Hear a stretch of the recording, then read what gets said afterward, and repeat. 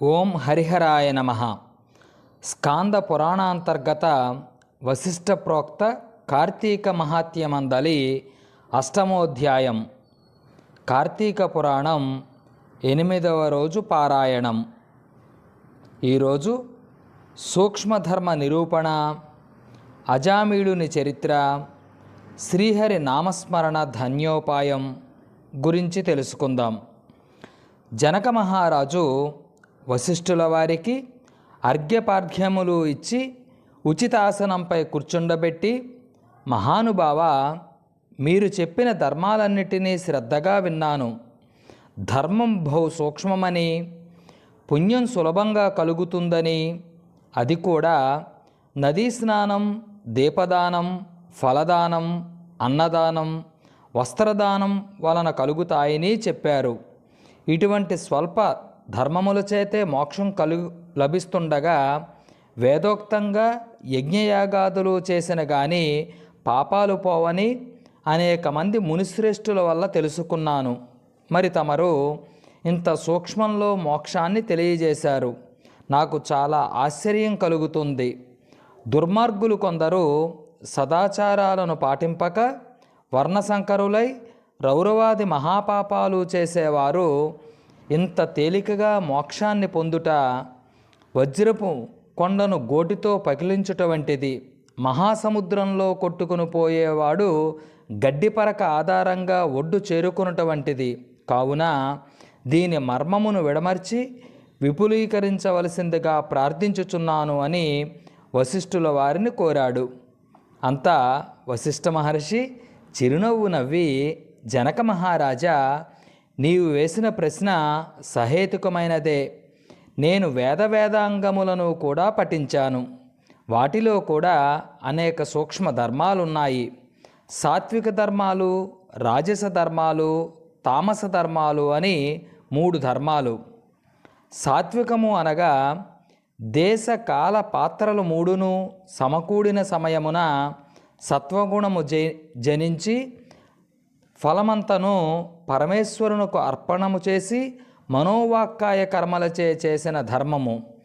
ఈ ధర్మము ఎంతో ఆధిక్యత కలదు. సాత్విక ధర్మము సమస్త పాపాలను నాశనము చేసి పవిత్రులను చేసి ఇహలోక పరలోక సుఖాలను చేకూర్చును. ఉదాహరణగా తామ్రవర్ణి నదీ సముద్రంలో కలిసే తావులందు స్వాతి కార్తెలో ముత్యపు చిప్పలో వర్షపు బిందువు పడి ధగధగ మెరిసే ముత్యం తయారవుతుంది. దానినే సాత్విక ధర్మము అంటారు. ఆ విధంగానే గంగా, యమున, గోదావరి, కృష్ణా నదులకు పుష్కరాలు మొదలగు పుణ్యకాలాలయందు దేవాలయాలలో వేదశాస్త్రాలు పఠించి సదాచారులై కుటుంబీకులైన బ్రాహ్మణునకు ఎంత స్వల్ప దానము చేసినను, లేక నదీ తీరంలో ఉన్న దేవాలయంలో జప తపాదులు చేసిన విశేష ఫలితాలు కలుగుతాయి. రాజస ధర్మము అనగా ఫలాపేక్ష కలిగి శాస్త్రోక్త విధులను విడిచి చేసిన ధర్మం. ఈ ధర్మం పునర్జన్మ హేతువై కష్టసుఖాలను కలిగిస్తుంది. తామస ధర్మము అనగా శాస్త్రోక్త విధులను విడిచి దేశకాల పాత్రలు సమకూడని సమయంలో డాంబికంగా చేయు ధర్మం. ఈ ధర్మం ఫలితాన్ని ఇవ్వదు. దేశకాల పాత్రము సమకూడినప్పుడు తెలిసి కానీ తెలియక కానీ ఏ కొంచెం ధర్మం చేసినా గొప్ప ఫలితాన్ని ఇస్తుంది. అనగా పెద్ద కట్టెల గుట్ట చిన్న అగ్నికణముతో భస్మమైనట్లు శ్రీమన్నారాయణుని నామము తెలిసి కానీ తెలియక కానీ ఉచ్చరించిన వారికి సకల పాపాలు నశించి ముక్తిని పొందుతారు. దీనికొక ఇతిహాసము కలదు, చెబుతాను విను అంటూ అజామీలుడి యొక్క కథను తెలియజేశారు. పూర్వకాలంలో కన్యాకుబ్జం అనే నగరంలో చతుర్వేదాలు ఆమూలాగ్రము చదివిన ఒక విప్రుడు ఉండేవాడు. అతని పేరు సత్యవ్రతుడు. అతనికి సకల సద్గుణరాశి అయిన హేమవతి అను భార్య ఉండేది. ఆ దంపతులు అన్యోన్య ప్రేమ కలిగి అపూర్వ దంపతులని పేరు తెచ్చుకున్నారు. వారికి చాలా కాలానికి లేక ఒక కుమారుడు జన్మించాడు. ఆ బాలుడు అతి గారాభంగా పెరుగుతూ ఉన్నాడు. అజామీలుడిని అతనికి నామకరణం చేశారు. ఆ బాలుడు దినదిన ప్రవర్ధమానుడగుచు అతి గారాభం వలన పెద్దలను కూడా నిర్లక్ష్యంగా చూస్తూ దుష్ట సహవాసాలు చేస్తూ విద్యను అభ్యసించక బ్రాహ్మణ ధర్మాలను పాటించక సంచరిస్తూ విచ్చలవిడిగా తిరిగేవాడు. ఈ విధంగా కొంతకాలానికి యవ్వనం వయసు వచ్చింది. కామాంధుడై మంచి చెడ్డలు మరిచి యజ్ఞోపవీతాన్ని త్రెంచి మద్యాన్ని సేవిస్తూ ఒక దాసీ స్త్రీతో నిరంతరం కామక్రీడలతో తేలియాడుతూ ఇంటికి రాకుండా తల్లిదండ్రులను మరచి ఆమె ఇంటనే భుజించేవాడు. అతి గారాభము ఎలా పరిణమించిందో విన్నావా రాజా? తమ బిడ్డలపై తల్లిదండ్రులకు ఎంత అనురాగమున్నా పైకి తెలియపరచకుండా చిన్న వయసు నుంచి అదుపాజ్ఞలతో నడిపించకపోవడం వల్ల ఈ విధంగా జరుగుతుంది. అజామీలుడు కులభ్రష్టుడు అవగానే వాని బంధువులు అతన్ని విడిచిపెట్టారు.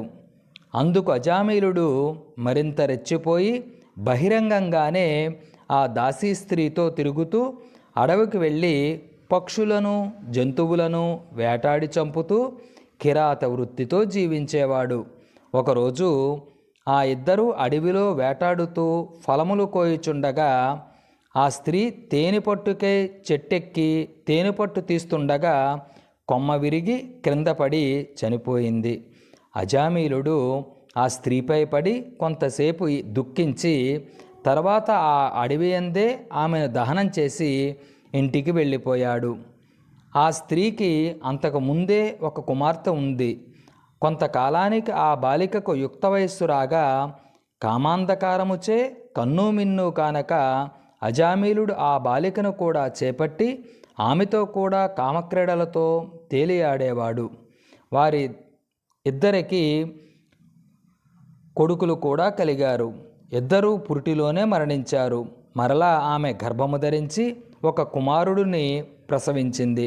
వారిద్దరూ ఆ బాలుడికి నారాయణ అని పేరు పెట్టి పిలుస్తూ ఒక్క క్షణమైనా ఆ బాలుడిని విడవక ఎక్కడకు వెళ్ళినా వెంటబెట్టుకుని వెళుతూ నారాయణ నారాయణ అని ప్రేమతో పిలిచేవారు.